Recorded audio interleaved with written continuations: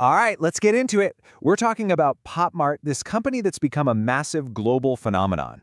So on one hand, you've got this absolute worldwide mania. I mean, we're talking about actual riots in London for these things. You've got celebrity fans like David Beckham, Rihanna, even Lisa from Blackpink. And get this, a single one of these fuzzy dolls sold at auction for over £1,000,000 yuan. It's insane. But, on the other hand, the whole thing seems to be falling apart. The secondary market is crashing, the founder and his execs are selling off billions in stock, and there are these accusations swirling around that it's all just a sophisticated harvesting game. So which is it? Is Pop Mart a genius business model? Or is it just a sophisticated psychological trap? Well, to figure that out, we really need to get inside the mind of the person who built this whole empire from scratch. We've got to go all the way back to the beginning. And that brings us to the founder, Wang Ning. Now, his story doesn't begin in some Silicon Valley garage or a fancy MBA program. Nope, it starts in his parents' little shop in a small town in Henan, just surrounded by the day-to-day chaos of commerce. You know, his first few swings at being an entrepreneur, they were not glamorous. He tried selling DVDs of college events, right? But then online video came along and just wiped that out. Then he opened this cool little checkered store for students, and it was a hit, until about a dozen copycat stores opened up right next to him and crushed the business.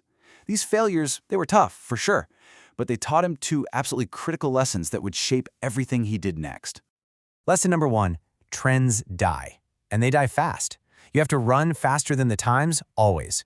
And lesson number 2, maybe the most important one, a business without a moat, a defense, is a dead business. It will get copied and you will get crushed. So speed and defensibility. These two ideas became his North Star. Okay, so fast forward. The first Pop Mart store is on the brink of bankruptcy. It was basically just a shop that sold a random mix of trendy stuff. One night, Wang Ning is digging through his sales data, probably trying to figure out what went wrong, and he sees something weird. Just one single product line, this little obscure toy, was responsible for almost half of his entire store's sales.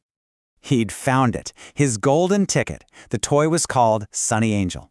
But just as he was about to bet the farm on it, bam, the rug gets pulled out from under him. The Japanese company that made them just terminated the contract. Just like that, his main source of profit was gone. Poof, overnight. He was right back at square one, and now he had to figure out how to create that magic himself. And this is where he did something really smart. Instead of trying to guess what the next big thing would be, he just went on social media on Weibo and asked his customers what else they were collecting. And one name kept coming up, over and over, Molly. So what does he do? He gets on a plane to Hong Kong, finds the artist, and convinces him to grant Pop Mart exclusive rights. And then came the masterstroke. He took that addictive blind box idea from Sunny Angel and combined it with his new exclusive IP, Molly. See, he didn't invent the doll, and he didn't invent the sales tactic. He just brilliantly fused them together. And why did this work so well? Well, it's basically a perfect psychological trap. First, you've got the thrill of the unknown. Not knowing what's inside the box gives your brain this little dopamine rush. It's the same reason people love slot machines. Then there's the hunt for the rare ones, these hidden editions. You've got like a 1 in 144 chance of getting one. So when you do, it feels like this huge achievement. It becomes a status symbol. And that leads to the final piece, social currency. People start sharing, trading, and building entire communities around these things. And this is the quote that explains it all. He realized, wait a minute, we're not just selling a doll, we're selling the experience of opening the box. That was it. That was the aha moment. The realization that he was in the business of selling an emotion, not just a physical product. That's what unlocked the entire billion-dollar empire. Okay, so he's forged the perfect bait. But even the perfect bait is useless if you don't have a system to catch anything with it. So let's look at how he built the hunting system, turning one little toy into this massive, inescapable gravity field.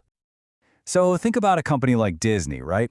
They spend decades, literally billions of dollars, building up these deep stories and characters. Pop Mart's strategy is the complete opposite. They call it light IP. The idea is to find designs that create an instant emotional spark. You don't need a movie or a comic book. You just look at it and feel something. They basically act like a record label for artists. They go to them and say, look, you just focus on creating amazing designs. We'll handle all the boring business stuff.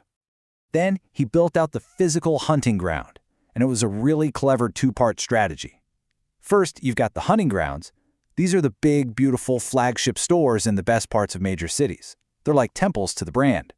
But then you have the Scouts. These are thousands of little robot vending machines scattered everywhere. And yeah, they sell toys, but that's not their main job. Their real job is to act as data-gathering radars, testing out different locations to figure out where the next big flagship store should be built. Super smart. But the final piece of the puzzle, the thing that really ties this whole system together, is the most powerful part. They lock you into a massive membership program. And how massive are we talking? 46 million people. And check out how effective this is. That membership program isn't just for show. A staggering 92.4% of all of Pop Mart's sales come from these registered members. Think about that. They didn't just find a bunch of one-time customers. They built a loyal, massive, captive audience that keeps coming back for more. So, with the system complete, Pop Mart just exploded. It went public, it was worth billions, it was an incredible success story. But you know how it goes. With that kind of success comes a ton of scrutiny. And the cracks in the empire, well, they started to show. And if you want a chilling look into the future, just look at the past. Remember the bear brick bubble? It followed the exact same playbook. Blind boxes, celebrity hype, people treating these toys like they were stocks. And what happened? The market completely crashed. Prices just fell off a cliff. So you have to ask the question, is Pop Mart's craze just the next bear brick bubble waiting to pop? And right around this time, that perfect success story starts to unravel a bit. People start accusing them of manipulative, almost factory-like marketing. The market gets flooded with counterfeits, which hurts the value of the real thing. And then, here's the real kicker. At the absolute peak of the stock price, the founder, Wang Ning himself, cashes out. We're talking 1.5 billion Hong Kong dollars. Not a great look. So, with all this pressure building up, what happened next was maybe inevitable. The stock crashed. And I don't mean it dipped a little. It was a brutal collapse. The company lost almost 90% of its value. It went from a market cap of 150 billion Hong Kong dollars all the way down to 30 billion. Just a massive wipeout. But just when it looked like the empire at home was crumbling, Wang Ning makes this huge, risky bet. He decides to go all in on global expansion. It was a massive gamble. And the results? Absolutely insane. His overseas revenue just exploded, growing almost 5-fold in a single year. So how did he do it?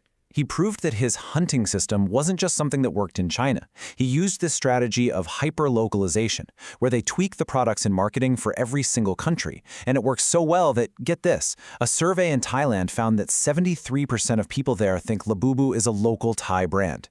They've integrated that well. Which brings us back to the big question, what is Pop Mart really? And I think this metaphor of two kinds of fireworks explains it perfectly. On one side, you have a company like Disney. They create narrative fireworks. They spend decades building this huge, strong launch pad, the movies, the theme parks, the stories. Even if one firework, one movie is a dud, the launch pad is still there.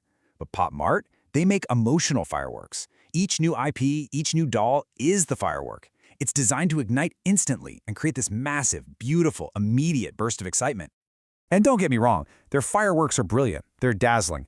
But what happens when the light fades, when that initial thrill is gone, and the next new shiny trend comes along? What's left behind?